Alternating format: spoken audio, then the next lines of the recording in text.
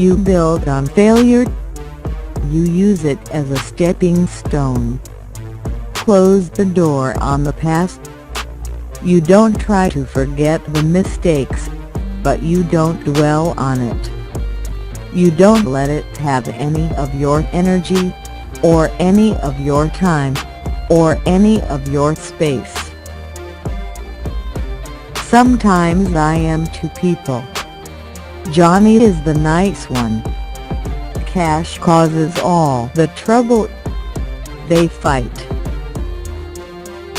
The things that have always been important: to be a good man, to try to live my life the way God would have me, to turn it over to Him that His will might be worked in my life, to do my work without looking back, to give it all I've got, and to take pride in my work as an honest performer. For you, I know I've even tried to turn the tide of emotions, of love, of breakup, of love and hate and death and dying, mama, apple pie, and the whole thing. It covers a lot of territory, country music does. How well I have learned that there is no fence to sit on between heaven and hell. There is a deep, wide gulf, the chasm, and in that chasm is no place for any man.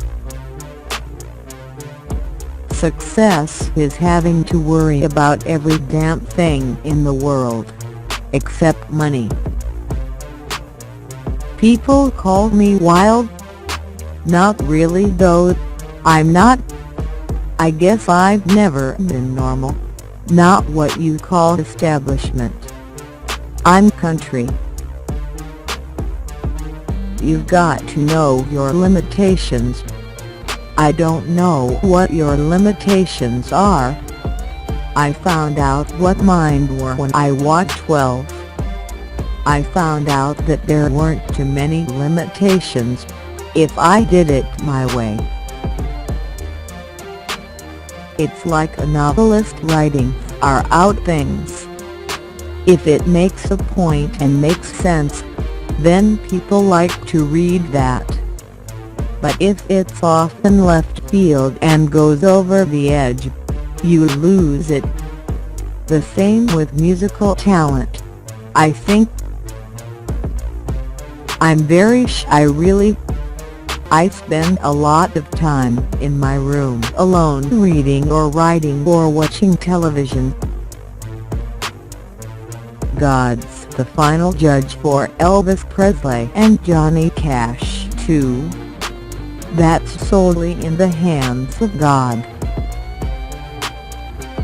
I read novels, but I also read the Bible and study it, you know. And the more I learn, the more excited I get. You've got a song you're singing from your gut. You want that audience to feel it in their gut. And you've got to make them think that you're one of them sitting out there with them too.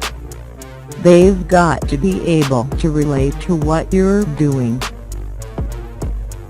I knew I wanted to sing when I was a very small boy. When I was probably 4 years old. My mother played a guitar and I would sit with her and she would sing and I learned to sing along with her.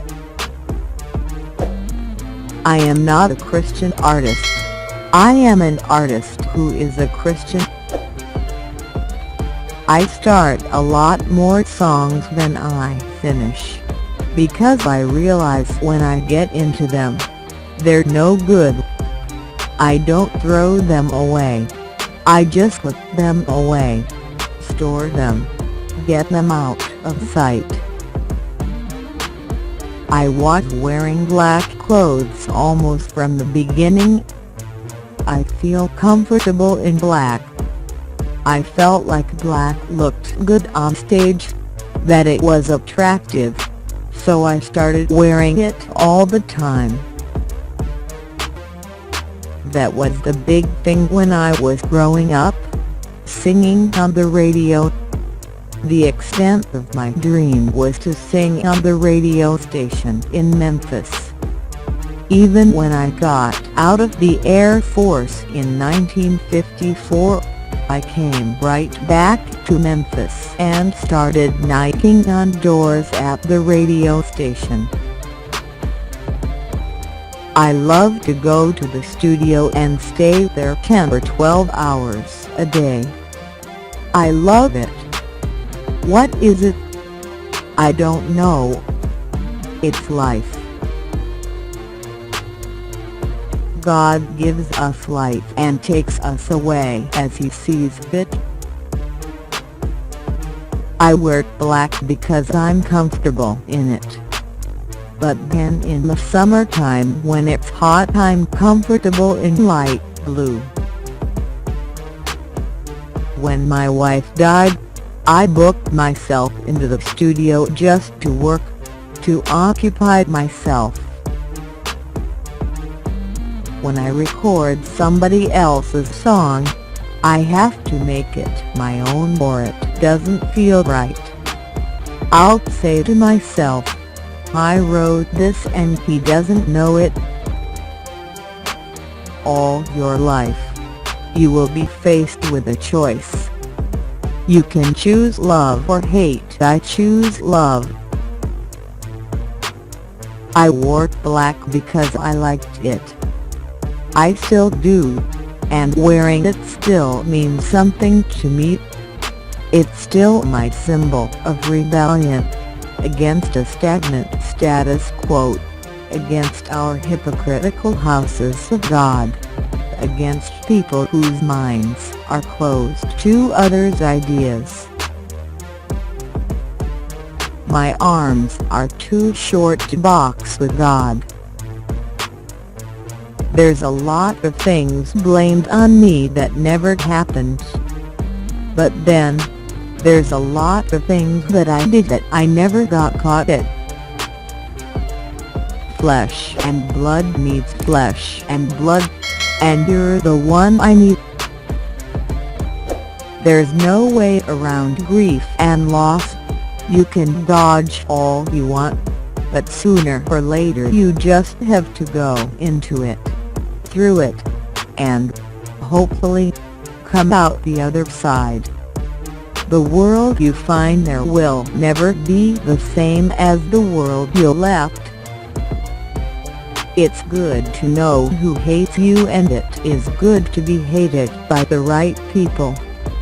The beast in me is caged by frail and fragile bars.